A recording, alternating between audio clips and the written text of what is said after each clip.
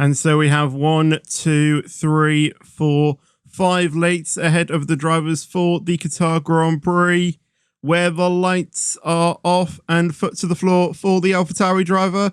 And it seems like they did get a pretty good getaway. However, CGM there on the inside, as you can see, has a better second phase of the start. Goes down the inside of the AlphaTauri and he gets the move done. Is he going to have it on the? Is he going to have it done on the exit? Yes, he does. A few drivers there at the back, still trying to squabble for position as Het goes down the inside of the Williams, but the Williams driver then just is able to hold position as they go through turn 3. However, the AlphaTauri tries to go around the outside into turn 4, has to back out of that one, as it looks like the Alpine getting very close to the Haas there, and then the Alpine behind as well is trying to just stay out of trouble. However, you can see they're 3 wide with the 2 Alpines in the Haas, and it looks like the Haas actually manages to just get out and stays ahead of all of those drivers. It looks like Fetch has actually dropped into P14, so something must have happened to him, as Het is going to try and just keep with the Williams, trying to make a position. As you can see now, Het going to the inside. And is he going to be able to pass the Williams into turn 1? He is already passed. Is he going to be able to hold it, though, into turn 1? Yes, he does. The Williams has to follow behind. As we see there, a Red Bull going down the inside of the Alpine there of Big B. I didn't expect Big B to be making moves like that for his first race in Tier 3. After quite a long absence, he is now back racing in the Red Bull livery. And he's still going to go side by side with the Alpine, and he just edges ahead of the Alpine. Big B might be looking to try and make a move on the Alpine, probably down the straight into turn 1. Let's see what he will be able to do. They both managed to keep on the track, which is quite amazing with the speed they go through in turn 15. But you can see there, Big B, I think he tried to go down the inside of the Alpine, decided it wouldn't work, and now we'll have the slipstream. Does he have DRS? No, I think he does, actually, as he goes down the inside. However, you can see there, Jace gets past his own teammate and is trying to battle with Big B. Big B managing to hold, though, his line, and he gets up into P5. Jace gets past his teammate as well. The Alfa Romeo there in the background behind Blackski, trying to make a move. However, you can see there, Jace is still not done on Big B. He tries to make a move around the outside, but then backs down last minute. And you can see there an Alfa Romeo going side by side with the Alpine into turn 6. Is he going to try and make it stick? He still holds it. And I think the Alpine probably is just going to be able to hold off the Alfa Romeo, which he does. It's still going to be side by side with the 2 Alpines into turn 7. Who is going to be the best out of this? And I think Jace manages to stay in front of his own teammates, because down this back straight, they're going to be quite vulnerable, as we see a move up at the top. The King of All gets past Ben Agnew. However, the Alfa Romeo of Turbo goes down the inside of the Alpine of Blackski.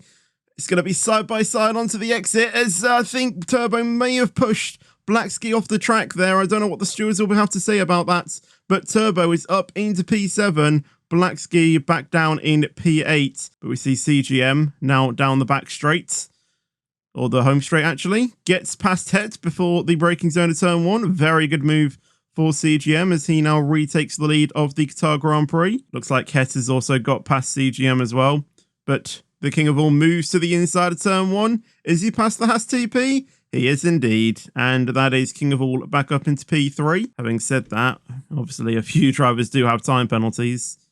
Down the straight, Big B goes wide and gets a penalty there, as he was probably looking to maybe make a move on Ben Agnew. However, Ben Agnew is going to go down the outside of the King of All. However, you can see Big B there tries to make a move on the King of All and spins as he taps the front, or taps the back of the Alfa Romeo. That is not what Big B would have wanted. I don't know if the King of All will be getting past Ben Agnew. Big B, though, is going to try and make a move down the inside of Jace there.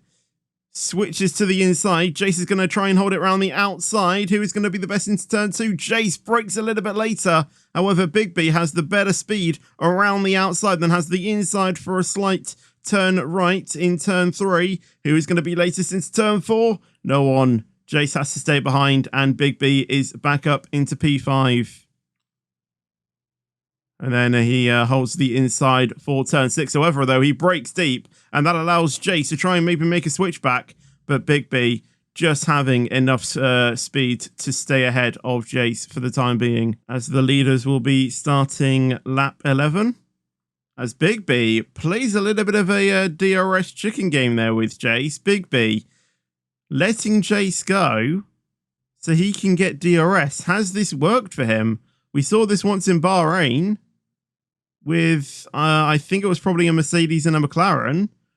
And it has worked out for Big B on this occasion. Gets back past Jace into turn 1. He is within a second. CGM now gets past HET'S once again.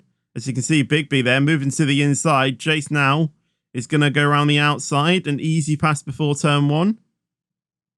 Big B is going to try and get back past Jace as he breaks latest into turn 2.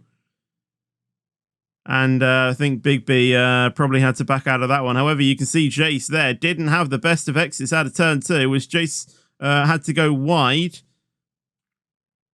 And Jace stays in front for now. HET'S is going to try and make a move on CGM for the net lead.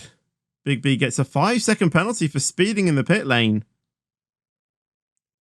Big B doesn't really make mistakes like that. But you can see HET'S going down the inside of CGM. That is HET'S now back in the net lead. Where is he going to try and make the overtake? He's effectively pushing the Alfa Romeo through. As you can see, there's a lot of wheel banging there. Ben Agnew tries to go down the inside of turn 10. And I don't think the King of All will be liking Ben Agnew after that, as he holds his line going through turn 12.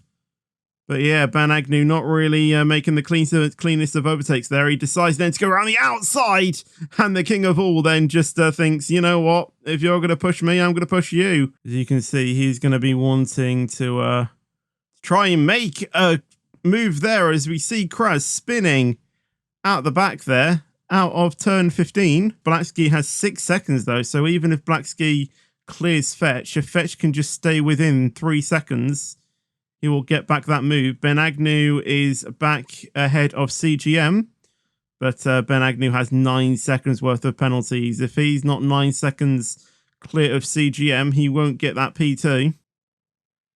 As Big B had a look to go down the inside there of King of All into turn 15, but then stays behind.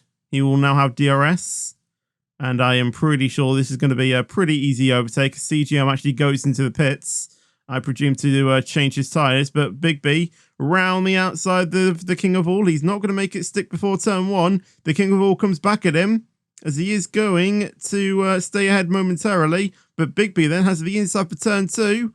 And they're still going to be side by side through turn 3. Who's going to be the latest on the brakes into turn 4? Is it going to be Big B? Is it going to be the King of All? The King of All is just ahead as they get to turn 4. Big B now on the second time around. Is he going to make the overtake? He has DRS, obviously. A little bit easier probably this time around, as the King of All doesn't have DRS. And that is exactly what Big B has done. He is now back up into P3. You can see Big B pulling to the inside to try and break the slipstream. You can see there the Alfa Romeo gaining. He dives down to the inside of turn 1. Are they going to make it clean this time around?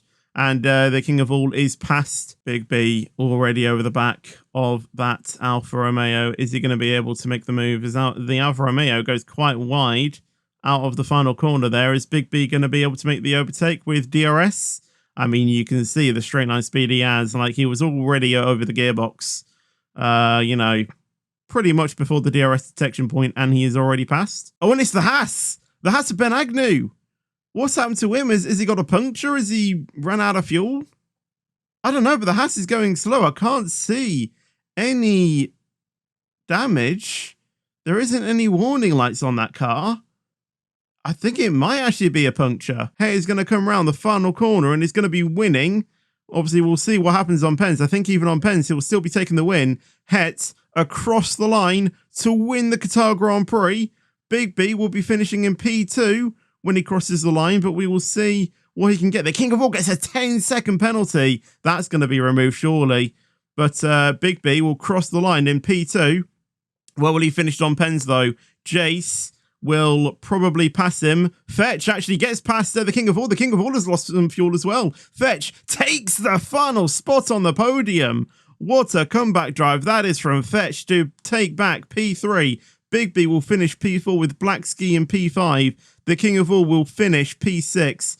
Let's see how Ben Agnew will finish after he finishes P7 on pens. CGM gets past him. CGM will also take P6 as well off King of All. Dutch Booster will finish P8. Ben Agnew's final position order will be at P10. Turbo will take the final P9. And yeah, what a race that was. Ben Agnew will finish 10th as their final position. What a race that was.